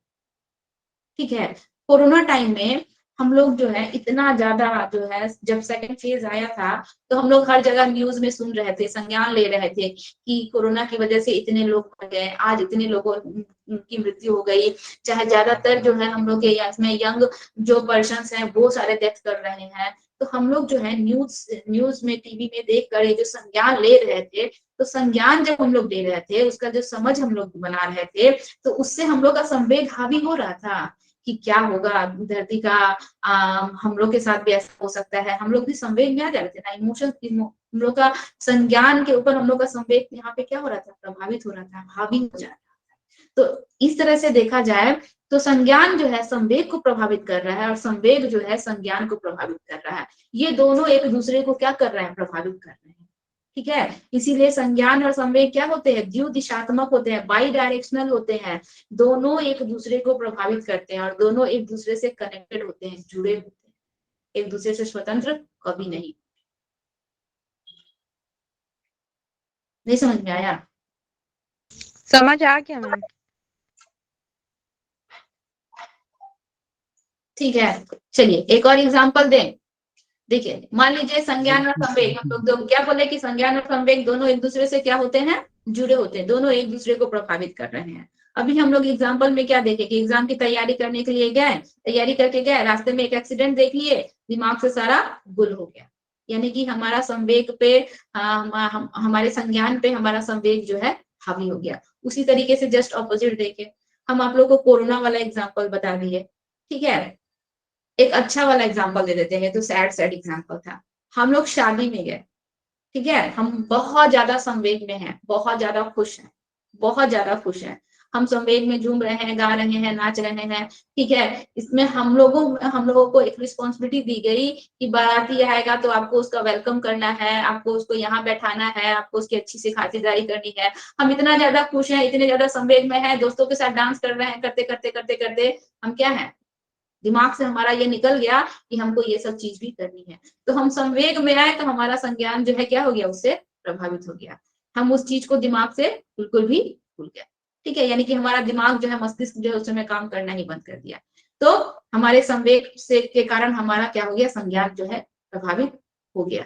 या फिर हम लोग देखिएगा गुस्से में जब रहते हैं, बहुत ज्यादा गुस्से में रहते हैं या फिर डर में रहते हैं, मान लीजिए इंटरव्यू देने कहीं जा रहे हैं और बहुत ज्यादा डरे हुए हैं कि क्या पूछेगा इंटरव्यू में, कैसे पूछेगा, हर एक चीज का प्रिपरेशन करके गए हैं, अच्छे से गए हैं, लेकिन हम पे जो है हमारा डर जो है, डर संवेग जो है वो हावी हो गया, डर संवेग हावी हो गया, तो हम इंटरव्यू देने गए, इंटरव्यूअर के सामने बैठे, दिमाग से सारा भूल हो गया, कुछ आंसर ही नहीं दे पाए, तो हमारा संवेग जो है हमारे संज्ञान पे हावी पड़ गया, जिस कारण से जो है हमारा जो इंटरव्यू खराब चला गया।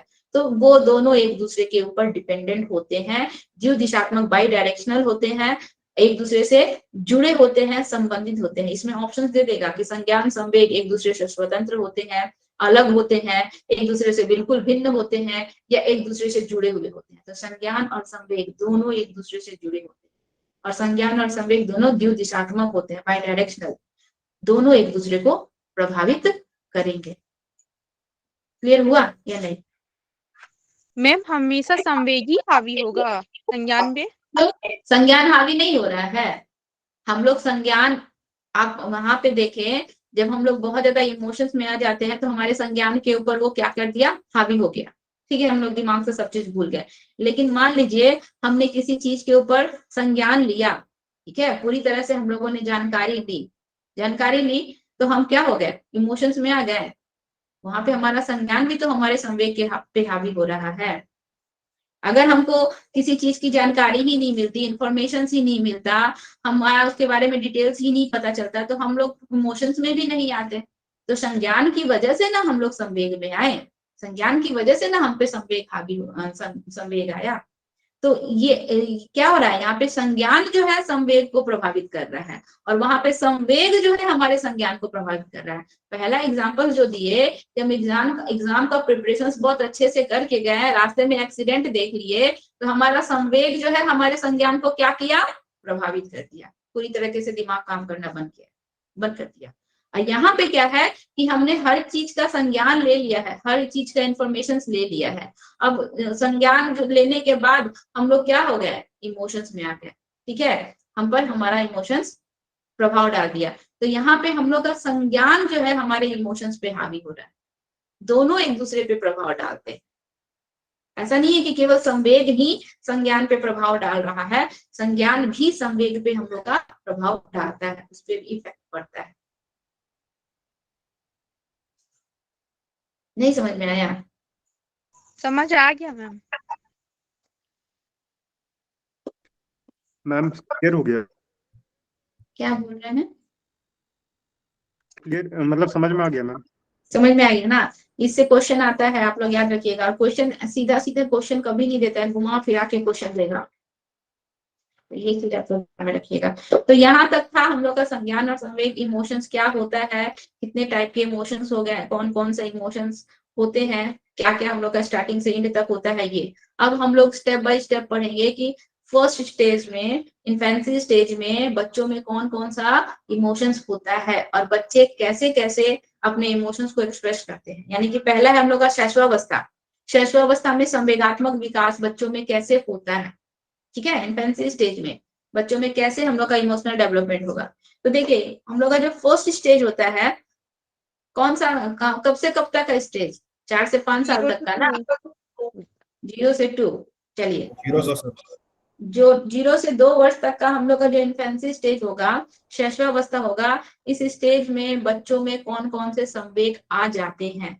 सारे संवेग नहीं आते हैं, कौन कौन से संवेग आ जाते हैं। देखिए बोल रहा है कि स्टार्टिंग में देखिए जाए ना, बच्चा जब जन्म लेता है ना, तो बच्चों में भय, क्रोध, हर्ष, ये सारे संवेग बच्चों में रहते हैं। ठीक है, आप देखिएगा जब बच्चे जन्म लेते हैं, छोटे बच्चे जब जन्म ले लेते हैं, तो इनके उसके बाद बच्चे जो रोते हैं, भूख के संवेग में बच्चे रहते हैं, भूखे होते हैं, उनको भूख लगती है तो बच्चे रोते हैं। ठीक है, या फिर छोटे बच्चों को देखिएगा, सोए रहते हैं, अचानक से डर जाते हैं, तो डर का संवेग बच्चों में आ जाता है उस स्टेज में। बच्चा एकदम छोटा है, अभी 1 मंथ का भी नहीं हुआ, उस बच्चे में भूख का संवेग रहेगा, डर का संवेग रहेगा, ठीक है। बच्चा सोया सोया, आप लोग देखिएगा, नोटिस कीजिएगा, बच्चा सोया हुआ है, हम लोग बोलते हैं अपने भाषा में या फिर अपने अपने मम्मी मम्मी लोग बताती है, बच्चा जो है भगवान से बात कर रहा है, भगवान से बात करते करते बच्चा स्माइल देता है, हंसता है, नींद में है, सोया हुआ है, बच्चा स्माइल दे रहा है, मम्मी लोग बोलती है कि बच्चा भगवान से बात कर रहा है। तो बच्चों में हर्ष का संवेग आता है, तो बच्चा अभी जन्म लिया है, लेकिन बच्चे में ये संवेग जो है आ गए। तो अगर हमसे ये क्वेश्चन पूछता है कि संवेग जो है हम लोग का अगर देखा जाए तो कौन से स्टेज में आता है, इन्फेंसी में आ जाएगा, या फिर हम लोग का एडोलेसेंस में आ जाएगा, या फिर हम लोग का प्री या पोस्ट चाइल्डहुड में आएगा, तो संवेग हम लोग का बच्चों के जन्म के बाद फर्स्ट स्टेज से ही आ जाता है, ठीक है। फर्स्ट स्टेज से ही बच्चों में संवेग जो है प्रेजेंट रहता है, आ जाता है। तो जन्म के समय से ही बच्चा किसी ना किसी संवेग में रहेगा, उसके व्यवहार से हमको पता चलेगा, डर रहा है तो हमको पता चल रहा है, हंस रहा है तो हमको पता चल रहा है बच्चा कि किस संवेग में बच्चा है। इसके बाद रोना, चिल्लाना, हाथ पैर का पटकना, यह भी बच्चों का संवेग प्रदर्शन ही है, ठीक है। बच्चा भूख लगता है, पूरा हाथ पैर पटकता है, रोता है, ठीक है, डर रहा है तो डरता है तो उसके फेशियल एक्सप्रेशन से हम लोग को पता चल जाता है। तो ये सब क्या है, बच्चों का संवेग है, जो कि उस स्टेज में हम लोग को उसको देखने से, उसकी फिजिकल एक्टिविटी से हम लोग को पता चल जाता है, ठीक है। और उस स्टेज में मैम बच्चा क्या होता है, हम लोग, हाँ बोलिए। मैम बच्चा लोग जब रोता है या एक्सप्रेशन शो करता है, हंसता है या कुछ भी है, मतलब माइंड में उन लोग का कुछ ना कुछ चल रहा होता है ना, तब भी तो भले उन लोग समझ ना सके या हाँ, मजाक उड़ा तो रहा छोटे, होता है अंदर। हाँ, माइंड में तो कुछ ना कुछ चल रहा है, तभी तो बच्चा वो ऐसा एक्सप्रेस कर रहा है। तो हम लोग संवेग को क्या पढ़े, संवेग क्या होता है, मनोशारीरिक होता है, यानी कि मन के अंदर तो उत्पन्न हुआ जिसको हम लोग देख नहीं सकते हैं, लेकिन फिजिकल एक्टिविटी के थ्रू या फेशियल एक्सप्रेशंस के थ्रू वो लोगों को जाहिर हो जाता है कि बच्चा दुख के संवेग में है, या हर्ष के संवेग में है, या डर के संवेग में है, किस संवेग में है वो हम लोग को। तो वो बच्चा के अंदर जो भी संवेग होता है, क्योंकि उस समय तो बच्चा बहुत ज्यादा छोटा है ना, तो वो अपने फिजिकल एक्टिविटी के थ्रू या फेशियल एक्सप्रेशन के थ्रू वो सारी चीजों को एक्सप्रेस करता है, बताता है, ठीक है। देखिए इसके बाद देखिए बच्चा धीरे धीरे बड़ा होता है, उसमें संवेग भी बढ़ते जाते हैं, बढ़ते जाते हैं।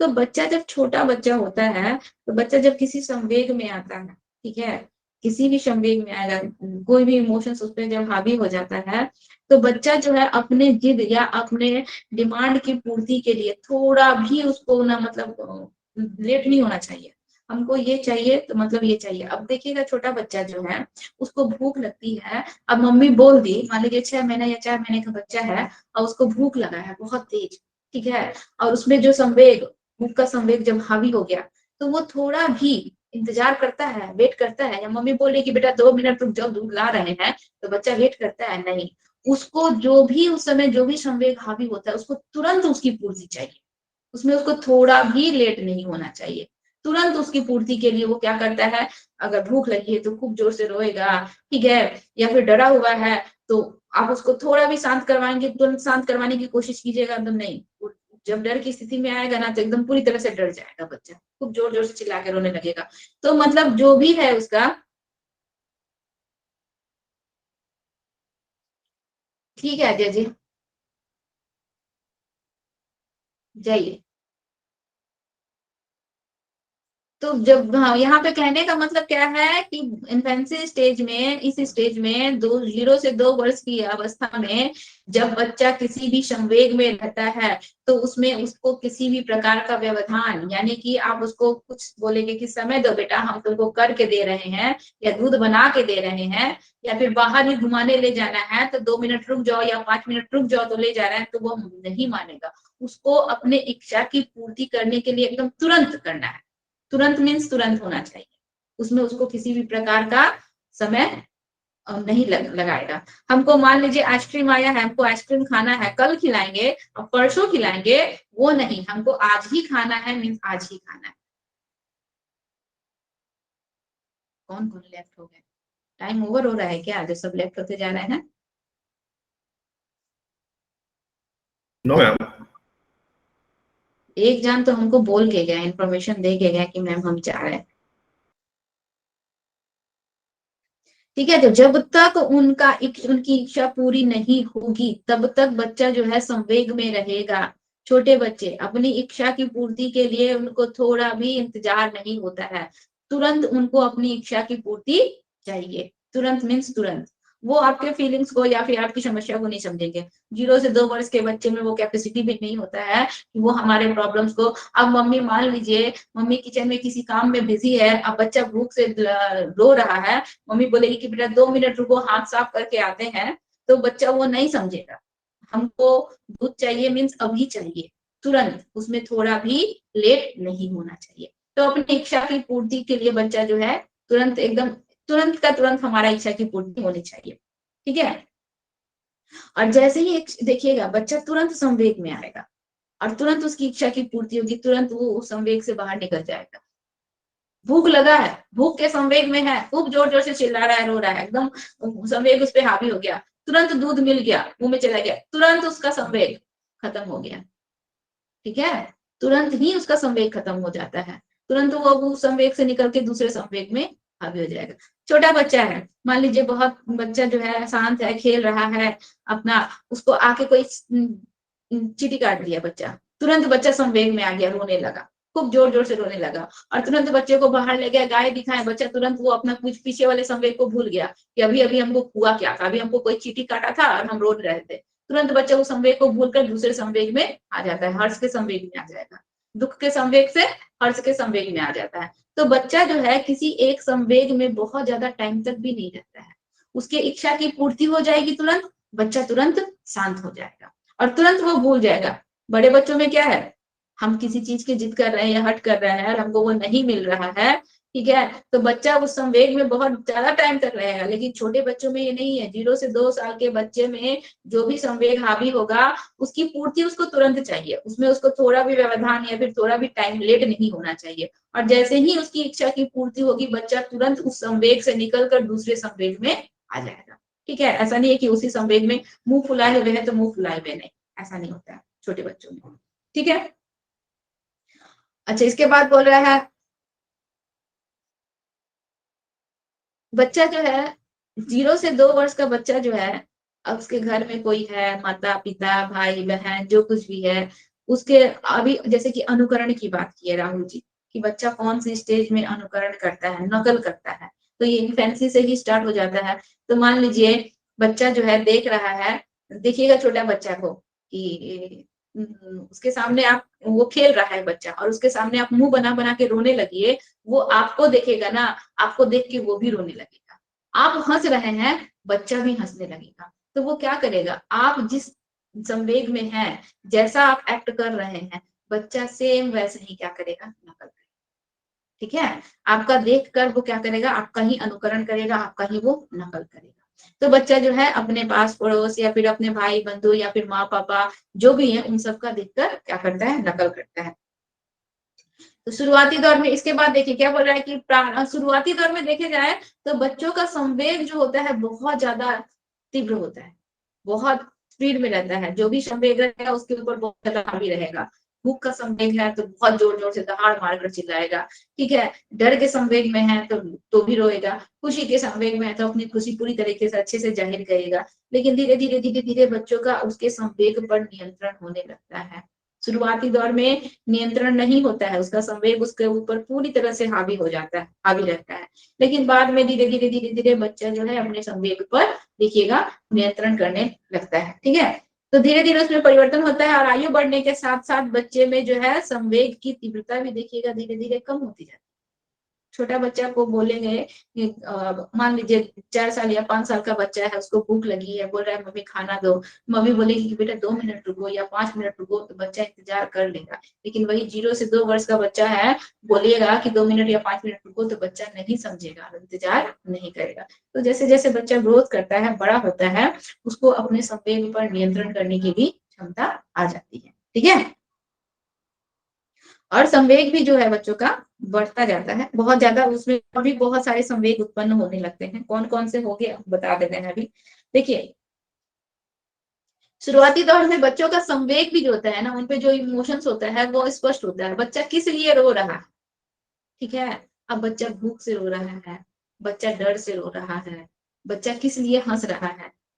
छोटे बच्चों को देखिएगा, 0 से 2 वर्ष के बच्चों को, अब बच्चा रो रहा है, अब क्यों रो रहा है, भूख लगी है, मुंह में बॉटल दिया जा रहा है, नहीं भूख नहीं लगी है, कुछ हुआ है, नापी गीला कर दिया है, हर एक चीज चेक किया जाएगा। तो शुरुआती दौर में बच्चों का संवेग जो है वो क्लियर नहीं होता है, वो उसका एक्सप्रेशन सही से नहीं कर पाता है बच्चा, ठीक है। तो हम लोग को उसके लिए क्या करना पड़ता है, जो भी उसके सबसे ज्यादा करीब है, जो माँ है चाहे जो कोई भी है, तो वो उनको बहुत ज्यादा ध्यान देना पड़ता है कि बच्चा आखिर किस संवेग में है, किसकी वजह से बच्चा रो रहा है, या किस वजह से बच्चा डर गया, ठीक है, पेट में दर्द है क्या नहीं है, बच्चा इस चीज को अच्छे से एक्सप्रेस नहीं कर पाता है। तो शुरुआती दौर में बच्चों का संवेग जो होता है हम लोग का क्या होता है, स्पष्ट नहीं होता है, उसे पहचानने में भी हम लोगों को काफी दिक्कतों का, बच्चे के पेट में दर्द है, ठीक है, और मम्मी उसको दूध का बॉटल पिलाए जा रही है, तो कभी मम्मी उसका नैपी चेक कर रही है, तो हम लोग को धीरे धीरे बच्चों का वो अपने संवेग भी एक्सप्रेस नहीं कर पा रहा है, तो अभी क्या है, बेजुबान है, उसको वो बोलने भी नहीं आ रहा है, बता भी नहीं पा रहा है, तो धीरे धीरे जो है, जो उसके सबसे करीबी होता है, माँ चाहे जो भी है, वो धीरे धीरे जो है उसके संवेग को पहचानना शुरू करती है, ठीक है।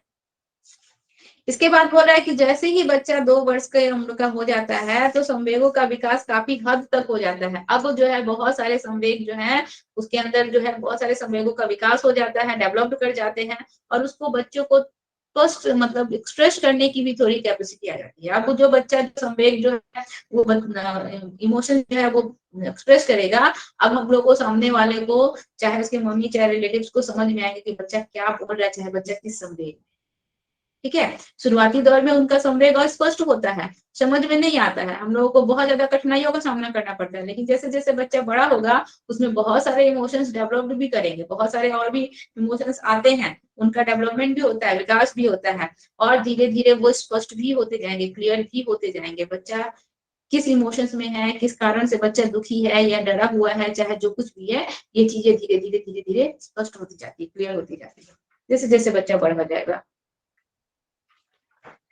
ठीक है। देखिए इन्फेंसी स्टेज में बच्चों में कौन कौन से संवेग आते हैं। जब बच्चा जन्म के समय रहता है, जन्म के समय बच्चे में मात्र उत्तेजना, एक्साइटमेंट के अलावा और कोई संवेग नहीं होता है, ठीक है। बच्चा जन्मा है, जन्म के दौरान जन्मा है, उस समय बच्चे में एक्साइटमेंट के अलावा, उत्तेजना के अलावा और कोई संवेग नहीं होता है।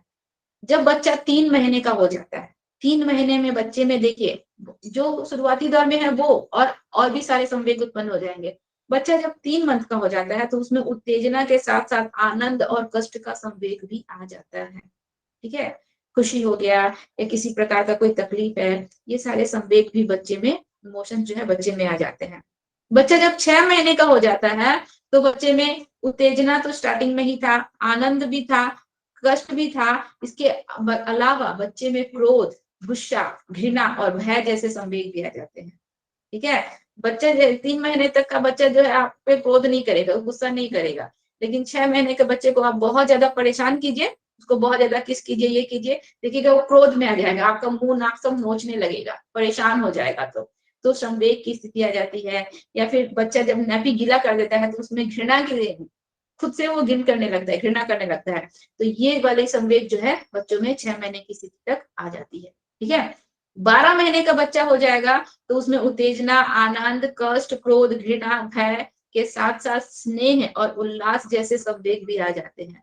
अब वो दूसरों से स्नेह प्यार करने लगता है, ठीक है, एक्साइटमेंट उसमें बहुत ज्यादा बढ़ जाता है, ये सारे संवेग भी बच्चों में 12 महीने तक आ जाता है, ठीक है। 18 महीने का होते होते बच्चे में उत्तेजना, आनंद, कष्ट, क्रोध, घृणा, भय, स्नेह, उल्लास के अलावा ईर्ष्या, ईर्ष्या का मतलब किसी से जेलसी, ठीक है, ये वाला संवेग भी बच्चों में आ जाता है। इसके बाद जैसे ही बच्चा 2 साल का होता है तो उत्तेजना, आनंद, कष्ट, क्रोध, घृणा, भय, स्नेह, उल्लास और ईर्ष्या, यही वाले सारे संवेग जो है बच्चों में रहते हैं। तो 2 साल तक बच्चों में ये सारे संवेग का ग्रोथ हो जाता है, जन्म से लेकर 2 साल तक इतने सारे संवेग बच्चों में आ जाते हैं, ठीक है। लेकिन स्टार्टिंग प्रारंभिक अवस्था में, स्टार्टिंग में बच्चों में जो संवेग होता है उसमें किसी प्रकार का व्यवधान नहीं होना चाहिए। व्यवधान का मतलब विलंब, ठीक है, लेट नहीं होना चाहिए। जो भी संवेग उसके अंदर है, उसके ऊपर हावी हो रहा है, उसकी पूर्ति तुरंत होनी चाहिए, ठीक है।